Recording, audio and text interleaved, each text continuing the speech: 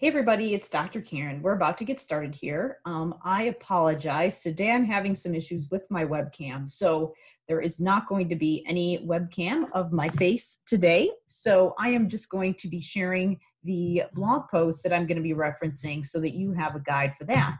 So what we're going to talk about is that I have gotten some questions about co-teaching and collaboration and how to handle language therapy and just therapy in general when it comes to getting into the classroom and when it's appropriate.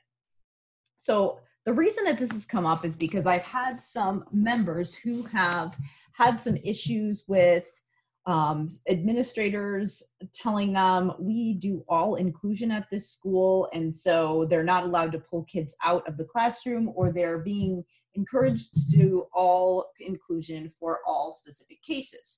And so the obvious issue there is not that co-teaching and making therapy look a little more like the classroom. Obviously, it's not that that's always bad. There's many times when it's actually a very good thing, because that's what can help us to offer that continuum of therapy options.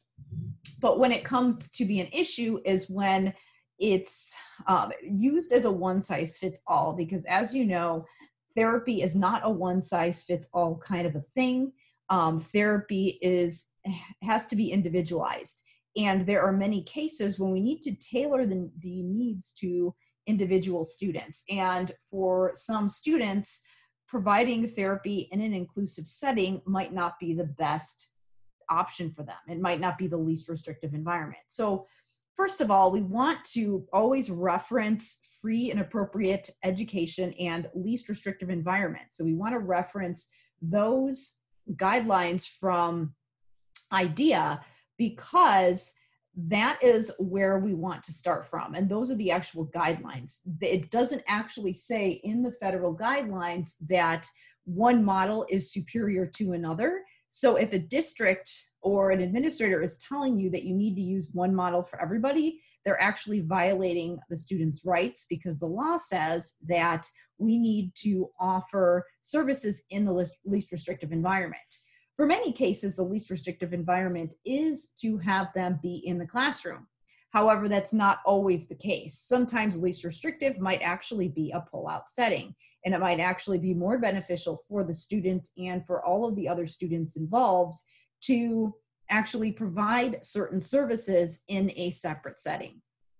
So for language therapy, even for the kids who are high functioning in general education for a good portion of the day, expected to do a lot of the general education curriculum at the same level as their peers, there are times when it is still appropriate to pull them out. It's a little bit easier to see this example and to see how this would work with something like articulation therapy. So for example, if you're in a large group setting and you're kind of floating around, you're providing whole class instruction, then it is going to be hard for you to provide enough repetitions and enough maybe physical manipulation that you might need to do in order to get students to offer or to be able to produce certain sounds. For things like fluency and voice, there might be some sensitive topics that you might need to talk about. And because there is a counseling component, and obviously there's a counseling component to all therapy we do, but for fluency and voice specifically, sometimes there is that emotional component that has an impact on it. And obviously, if there's something private like that, it's not something that is ideal to be provided in a large class setting. Now, for language, it gets a little bit trickier, because language, because it is functional and because we do want to eventually be able to use language in a functional setting, then obviously there is a benefit to providing it in the situation that where you are, eventually need to use the language. But that doesn't mean that there isn't a place for teaching certain foundational skills, like vocabulary skills, like specific syntactic structures, or like specific work on other types of skills, phonology, morphology, and orthography. Some of those things that maybe if the whole class is, again, not providing enough frequency and intensity, that the student needs, or if they're going at a faster pace, or if they're not spending enough time on individual skills, then sometimes those skills might need to be retaught. And the student, in order for them to keep up with the pace of the curriculum, might need some individualized instruction in that small group setting. Sometimes distractions are an issue as well. They might need to have that instruction in a smaller group. So because of that, you can't always assume that push in and is the best option. But when we actually do go to provide those push-in services, the problem becomes that sometimes it can be really hard to figure out a framework for actually doing that. Sometimes it can be very difficult to figure out, okay, I'm pushing in, what do I actually do to reinforce what I'm doing in therapy? So we do want to have a game plan as far as how that overall hierarchy can look when it comes to therapy, so that we can figure out, okay, when I actually do go into the classroom for those kids who need it, how is that going to look? So the first question becomes, when do I do this? And how is that going to look? So for those kids who have language disorders, who kind of need a little bit of everything, what you're going to want to do is start by providing some of that individualized instruction in a small group setting where you're working on semantics, syntax, working on specific sentence structures. A lot of times in the classroom, they might spend some time on that, but maybe not adequate time for what your students need. And for a lot of students, when you simply focus on that in a pullout setting, you might see some improvement in some of those functional skills that they're doing in the classroom. So you're always going to want to be aware of what's going on, collaborating with the teachers and things like that to see if there is starting to be some impact. Sometimes when you simply improve those vocabulary skills, then what you're going to be doing is making an impact on some of those more functional, higher level skills like inferencing, main idea, the ability to create a cohesive written narrative, to be able to tell stories. We're going to dive into narratives in a minute right here. So sometimes even when you do provide that pull-out instruction, you are going to see that benefit for certain students. And so for those students, you might just be able to provide pull-out instruction and you might never need to get into the classroom if that is enough for them to start pulling things together. If the main issue for them are those foundational skills, then a lot of times simply working on that, if it's the root cause, that can actually create the impact that you want to have. But for some students, so essentially what that does is it kind of weeds the kids out that, so you're going to have a group of kids who might just be okay with pull-out, and then you're going to have a group of kids who need you to go through the entire continuum. So work through those foundational skills and then also have things kind of tied together for them so that they're working on those higher level skills. And for those kids, you might need to be working on more of a continuum to, working in the pull-out setting and then making a transition to providing some instruction in a classroom as well. So some kids, while some kids might be able to pull it together on their own without that, for certain kids, if you're kind of finding that they're making progress with some of those foundational skills, but it's not quite carrying over yet, you are going to want to work on higher level skills. So that means that for some kids, you can just be working on vocabulary, syntax, and morphology and things like that, and that will be enough. But for some kids, you're going to have to work on that, and then you're going to have to cycle through and work on higher level skills like inferencing, main idea, narratives, and things like that. And for those kids, that's when it's beneficial to start getting into the classroom, because those are the things that are actually done in the classroom. You don't want to start there and be only doing that, because for most of these kids, they are missing that foundation. So you're going to want to start with that foundation for everybody and let that be the thing that helps to weed out the kids that need you to pull it together with the higher level stuff versus the kids who are just okay with the foundational stuff. So starting with the foundation is going to help you weed the kids out that really need everything or really need you to work through that entire continuum, and the kids that just need you to work on the root cause. The problem is that a lot of SLPs try to do everything with everybody from the get-go, or they simply start with things like narratives and main idea, and they're finding that their kids are not improving, and that's because they don't have that foundation. So start with the foundation for everybody, but for those kids that need you to pull it together, you are going to want to start considering a more inclusive model and to work on some of those higher level skills.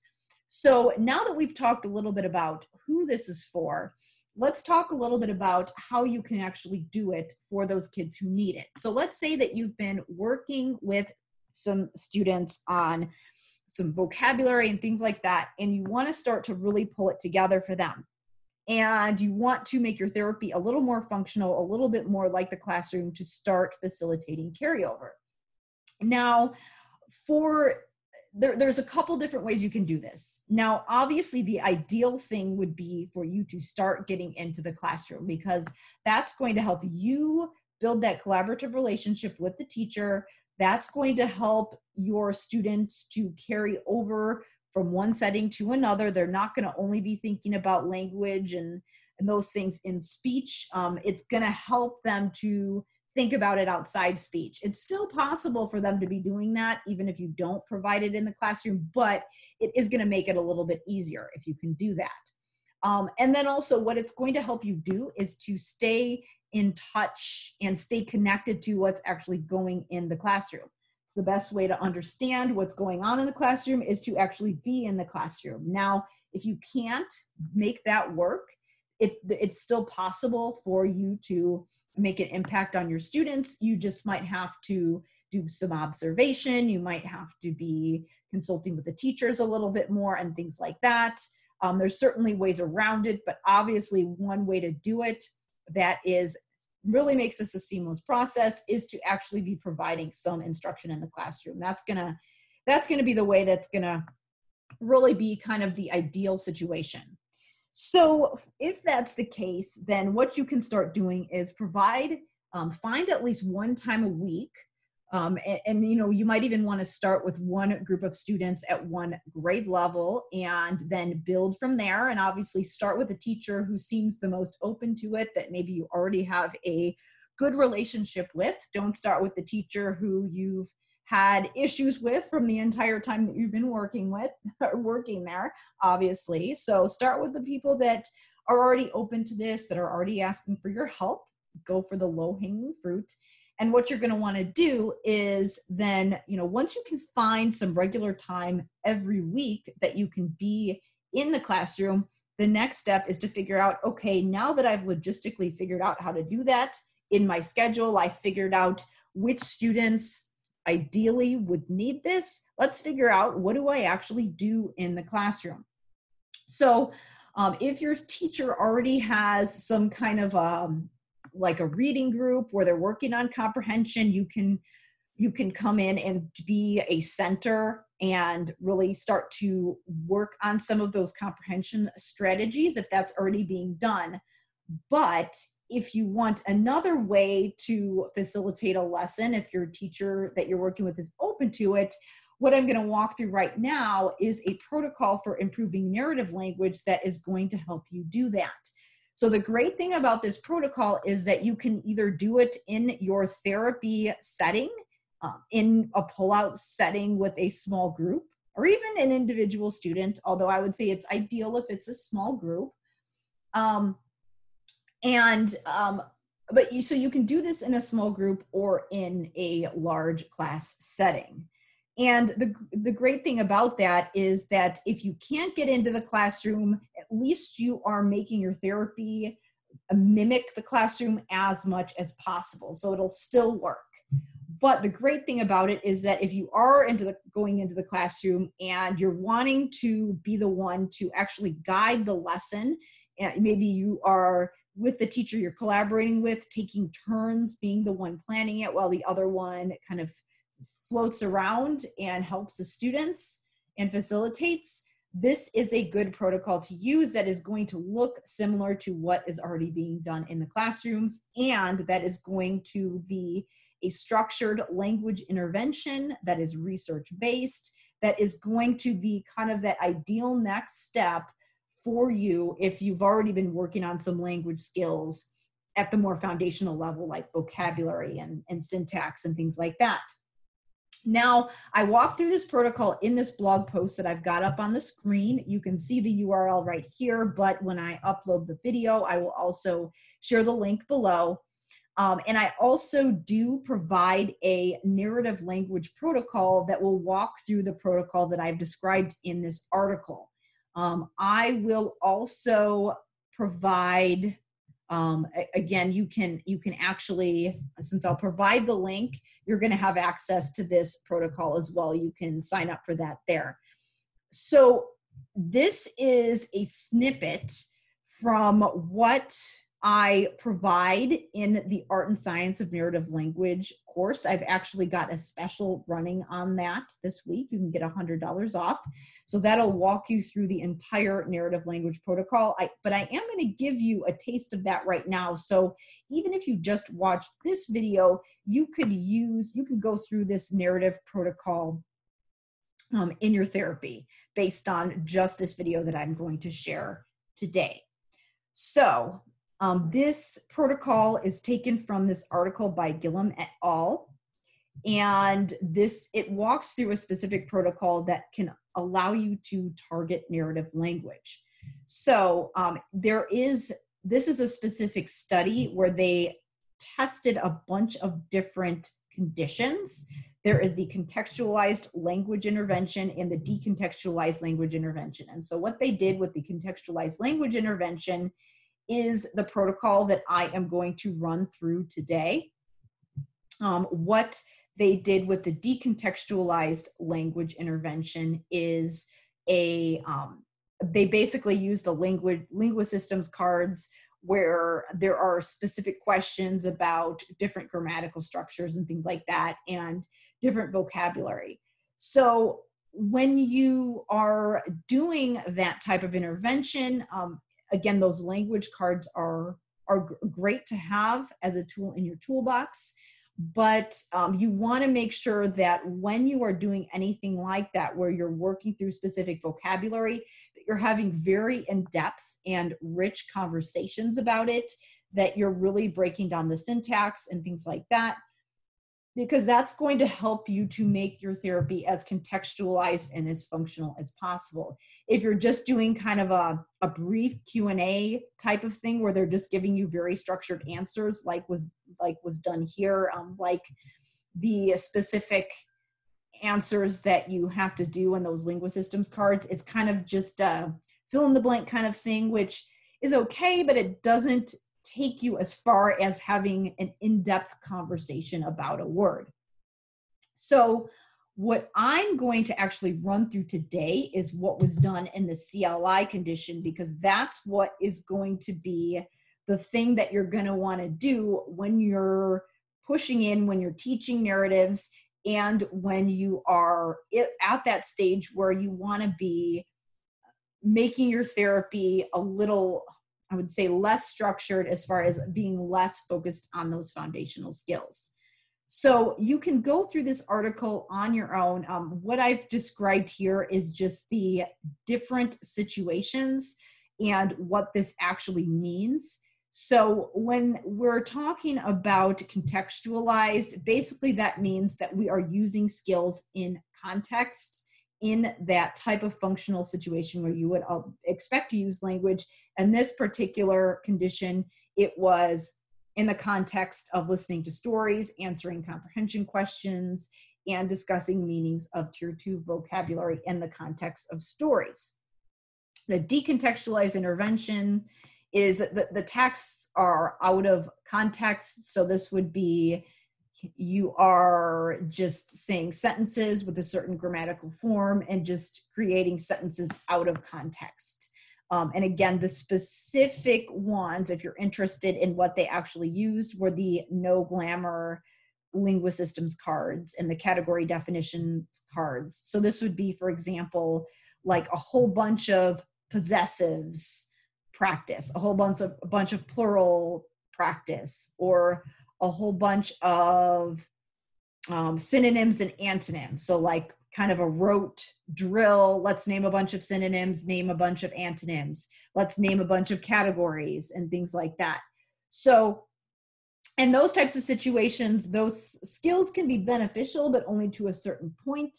I usually use those things as kind of a priming activity for a more contextualized activity where we're going to be doing some more in-depth study and discussion on specific words. So the researchers in the study, just to share what the results were, basically what they found, and I will outline this, I outline this specifically in the article so you can actually go to this article and get a little bit more of a description here. But basically what they found was that obviously, so both the decontextualized and the contextualized instruction after a 6-week period, both of them did better than the kids in the control group that didn't get any type of intervention. So both of them worked, but better than just, standard maturation. But the contextualized intervention was more effective than the decontextualized intervention. So basically, the kind of rote drill type of thing was not as effective as doing some type of in-depth discussion about the language structures. And so they used a couple of different measures. So some standard measures that you might be familiar with, the clinical evaluation of language fundamentals. So the CEL-4, the test of narrative language, and then the MISL. And so those are the 3 measures that they used. Now, again, this is something that you can actually download. I'm going to go right here. What you're going to want to do, just to walk you through how to get this, what you're going to want to do is you're going to click here, click send me the guide, and then this is actually going to give you the option to get that right here. Okay, and then this is going to take you to my Facebook page. You can like my Facebook page if you want, but then you're going to actually go in and you should be able to download that. And then once you download that, and I'm not sure, I'm going to stop my share for just a minute just to make sure I'm sharing the right screen.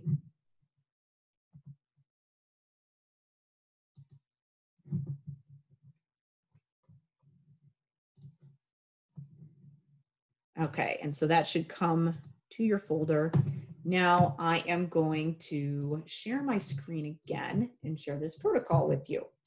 Okay, so this is the protocol that I've described. So basically, in the research study that I just talked about on the blog, they talked about the contextualized language intervention that was the most effective of the different conditions in the study. So what I'm going to do right now is actually walk through the steps of doing that. So this is something that you can actually do if you are going to do some push in. You can actually do this again in a small group if you want to. And if you sign up, you will get access to this as well. So what you're going to want to do is first select some type of age appropriate book or reading unit.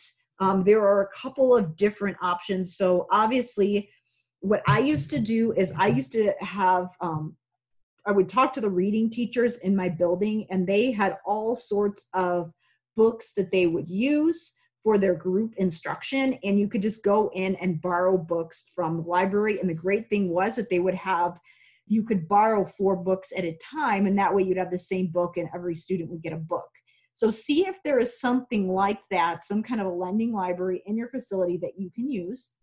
Talk to the reading specialist, talk to special ed teachers or the general education teachers to see if there is something you can borrow, because there's no point in you going out and reinventing the wheel if the teachers already have something that works for them. Now, the other option would be if you borrowed some type of a book and just passed it around to the students. But if you're doing a small group, that might work. If you're doing a large group instruction and collaborating with the teacher, then the two of you will be able to pick from their resources. Sometimes what you can do is, if there is some type of a reading series that they're using, all of the students will have access to the story. So it might be a specific story within their reading textbook or something like that. Another option is that you can go on ReadWorks, and that is a website where you can actually log in and have access to stories online. So that is another method that you can use in order to either print out stories or have students have access. If they're on some type of a device, they can have access to the story. But you want to find an age-appropriate reading passage that's going to have vocabulary, have different tier 2 vocabulary that is commensurate with their grade level and is commensurate with the common tier 2 words that are coming up in their curriculum. A lot of people will ask me, how do I know what tier 2 vocabulary is age appropriate? Well, so a better question to ask is not what vocabulary is age appropriate, but rather what vocabulary are students expected to know, or what vocabulary are students being exposed to. The vocabulary that is appropriate for an individual is highly dependent, and what they know is highly dependent on what they've been exposed to. So vocabulary growth in those school age years and what words that you can expect them to know just depends on their experiences. So if you are in a building and you have access to the materials that the students have been exposed to in the curriculum, that's going to be your best reference point. So you're going to want to use the vocabulary from their reading series, because you know that that is going to be likely the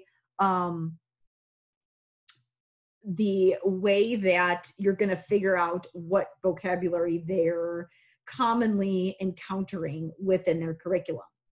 So from that is what's going to take you to the things that you're going to do before the lesson. So once you've got your appropriate reading passage, book or reading passage, and then tier 2 vocabulary, you're going to just go through, skim, and pick a couple target words for the session. Then you're going to want to move through to the lesson protocol. So this type of stuff right here, obviously the first time that you do it, it's going to take a little bit longer, but once you get good at this, you're probably going to be able to do it in a couple minutes. So you might even be able to pick the reading passage and then just skim through it really quickly.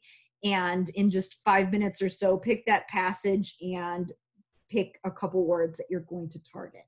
The more familiar with this protocol, the quicker it's going to be. Then what you're going to do, so now that we're moving on to the lesson protocol, is you're going to move on to the preliminary presentation. So you're just going to, and you're going to want to pick, when you pick the book, you're going to want to have something that is in a narrative format. It's certainly possible to use a similar protocol for a nonfiction text that is informational. You can use some of these steps, but because this is specifically referencing story grammar, this specific protocol in entirety is going to be something you want to use for a narrative, and you'll see why in a minute. So first of all, the beginning, you're just introducing the story, the title, and just the general topic to be covered. You're going to want to assess their background knowledge and just give them kind of an overview. So this is, I mentioned before that sometimes when you are doing some type of vocabulary study, that it's okay to do something really decontextualized and drill-like just naming some categories for just a minute or so, just as a priming task, if that's something you're going to be working on in the lesson. And so what this is kind of a priming for the narrative. So again, just giving somebody an overview of what the story is going to cover that can actually improve the retention of the story. If you give some kind of an overview of expectations, it takes some of the cognitive load out of it and primes. And then this is the same concept here. You're also priming. So what you're going to do is discuss the target vocabulary you've selected. Depending on the length of your lesson, honestly, you can drag the discussion out for one word if you want to, or you can include a couple words and condense it a little bit. People like to get some type of like, this is the one way you can do it, and this is how long you have to do it every single time for every single word, and this is how long you spend explaining a word, and so on. But the truth is that this protocol can be done in 10 to 20 minutes. It can be done in an hour. It is really something where you want to use the framework as a starting point, but don't feel like you're locked into spending a certain amount of time on every single task. There's just be flexible with this, and just move forward with it. A lot of times people want some kind of a definitive answer about things, but the truth is that that just doesn't exist. And so you've got to have that flexibility and really just the courage to try this a number of different ways. So try it with just one word and see how that goes, see how your students respond to it. Try it with a couple words and just vary it. And it's okay if there is some variation. Trust me, you're not going to damage your students if you try it one way and you experiment with this as you go through. So once you've done these two priming activities at the beginning, you're going to want to move to the direct instruction of story grammar elements. So this means that you're going to want to discuss the specific elements of the story. So describe to them what kinds of things they might look for the beginning of the story. Describe what it means to, or the characters, what are characters, and how they can identify the different characters. And you might give them some specific examples from the story, or you might just talk about what characters are. So tell them, you know what, there are going to be a number of different characters in the story. This is what a character is. A character can be an animal, can be a person, it can be an inanimate object that is a character. One example of this would be like in Beauty and the Beast, all the different, like the candle, Lumiere, and the little chip, the teacup, even though those were actually people that had a spell cast on them, but things like that where it might be an object that has human-like features. So just explain what characters are so that they know to keep their eyes open for the characters that are coming up, so that they're aware of, oh, this is a character and I should remember this. So these are basically things that you're going to describe to them, and you're going to be very meta about it, just describing what story elements are. Same thing with actions and events, and give them examples, and then also endings. So what is the ending? And then afterwards, you're going to want to make sure that they're remembering these things. So I will say that the first time you do this lesson, you're going to probably want to spend more time giving instruction on these things. And then afterwards, when you do subsequent stories, you will probably be able to condense this and be like, remember what the beginning was, remember what the characters are. And so really these preliminary steps here at the beginning, you could take, 30 minutes to do all of these things. But once you've done the lesson a couple times, you could get through this in 5 to 10 minutes. And then finally, we get to the actual, actually, we're still not to the story here. Then give a brief description about what the story will be about. And then finally, we are actually at the point where we're reading the story. Like I said, steps 1 through 4 could take 20 to 30 minutes the first time you do this. And then then you actually get to the story. Don't worry if it takes a long time the first time you do this.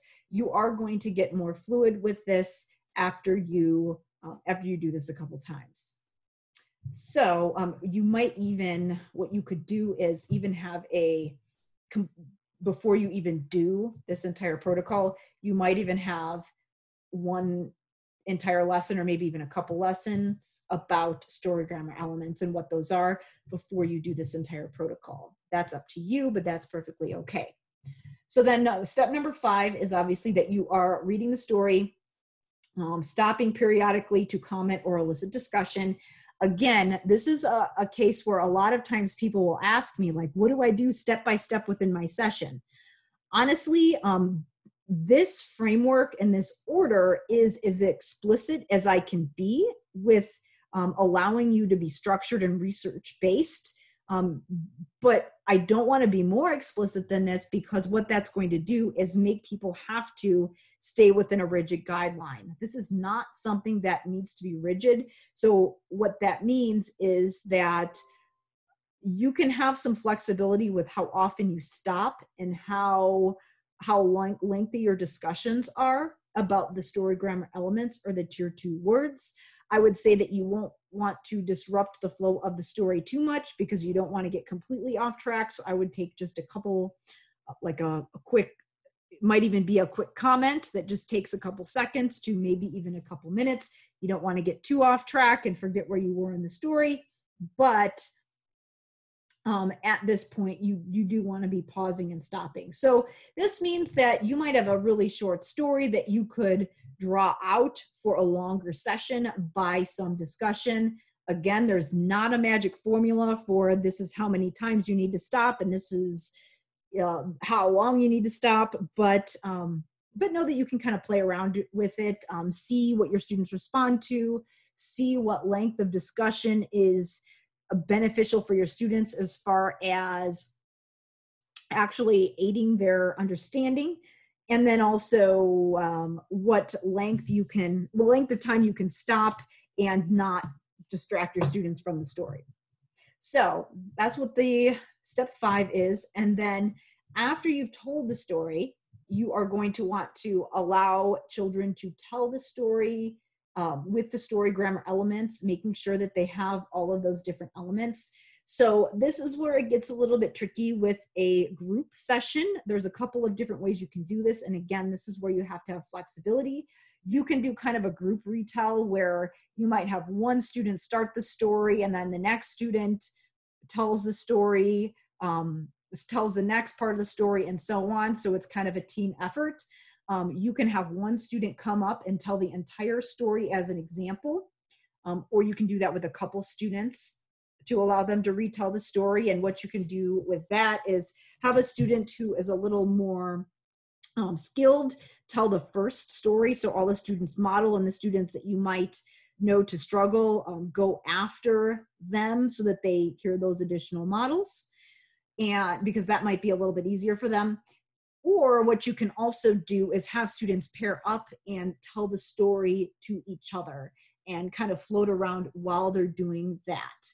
And maybe even coach them to coach each other to ask each other probing questions and elicit the story grammar elements. So sometimes when you're retelling the story, if you find that they're missing things, and let's say that they totally skipped over the beginning, you can say, okay, you can back up and say, okay, wait a minute, how did the story start? Or with those kids who are just sitting there kind of deer in headlights, not knowing what to say, you can use those probing questions to help pull it out of them. A good way to do this, if you are in a big class, is to pair students up that you think might be good mentors with students who might need that mentorship, and have them coach each other like that. That peer modeling can be a really powerful way to make the most of your time when you're in the classroom. So what you might end up doing is you could even take aside some of those students who you know are good language models and actually do a training session with them to train the other students. So be thinking, when you're thinking of your inclusive model, be thinking of other ways that you can actually provide services besides just direct therapy. Training peer models is a form of service delivery because that's going to help expand your reach. If you can train some of those students and then have them be in there as supports for the other students, that's just going to multiply the effect that you have, and actually help you delegate some of those responsibilities. So that can be a really great way that you can handle that portion. Obviously, if you've got a small group in your therapy session with just 2 or 3 students, usually you can allow students to have more repetitions and turns where you can actually do that facilitation yourself.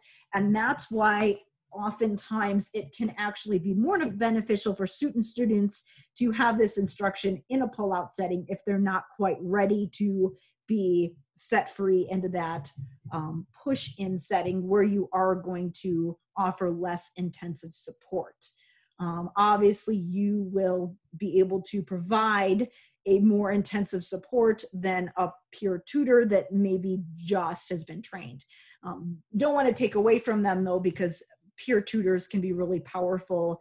And a lot of times students are more receptive to feedback from peers than they are from adults, depending on the students. So that can be something that you can really take advantage of.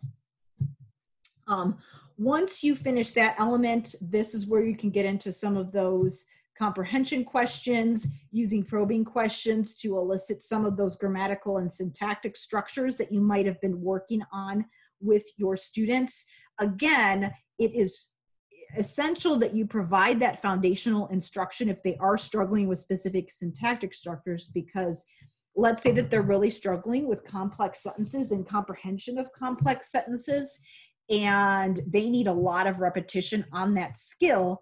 Think about how long it's going to actually take you to do this entire lesson before you actually get to this portion here, where maybe they might have some opportunities here when they're retelling the story to use that syntactic structure. But chances are, if that syntactic structure isn't really solid, they're probably not going to be using it. And so here we're finally getting to that point where we can elicit those syntactic structures.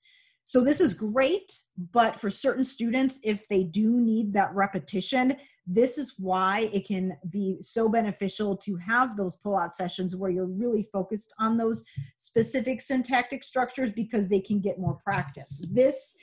You're lucky if you maybe get 1 or 2 opportunities to practice a skill versus, and same with specific target vocabulary. So that's why it's really essential to do that foundational instruction before you even get to this point. But once those students have had that, this can be a really powerful way to help them to apply the use of those syntactic structures that you've been working on for storytelling. So there's a lot of different ways that you can actually elicit those syntactic structures. So for example, if you notice that they are using just very simple sentences, then you can even model for them using expansions and extensions a version of that sentence that is a complex sentence or a compound sentence. So if you notice that they're being kind of, again, all simple sentences, take some of those sentences that they've used and actually turn those sentences into a complex or a compound sentence when you expand or extend. So when you kind of repeat back what they've said, you're going to do it in a more complex form. So that's how you would do that. And sometimes you can see if they can actually repeat that back to you, what you have said. So this is that protocol that you can use to actually start pushing in. It can be very beneficial to use this in a classroom because it is very similar. Teachers do a lot of discussion on narrative language and just, again, reading a book and discussing it. And that is why it is a good way to transition from the instruction you might be doing in language therapy to the classroom. So to get that protocol, again, I will share the link to this blog post below the video, and that's going to contain the link that you can use to actually sign up for this narrative language protocol, and then you can get this download. I do, as I mentioned this week, the Art and Science of Narrative Language. I'm doing a special promotion. So what that is a course that really dives not just into this protocol, but also talks through some assessment and goal writing for narrative language. So I will also share some information about that if you are interested. Again, you should be able to start using this contextualized language intervention protocol right away based on this discussion today. But for those of you who are interested in learning more, I will share that link as well. So thank you so much for listening today and for your questions. If you have any follow-up questions, just feel free to leave a comment below this post and let me know, or you can email me questions at talktome@drkarenspeech.com. So we will go ahead and sign off for now, but thank you so much for listening.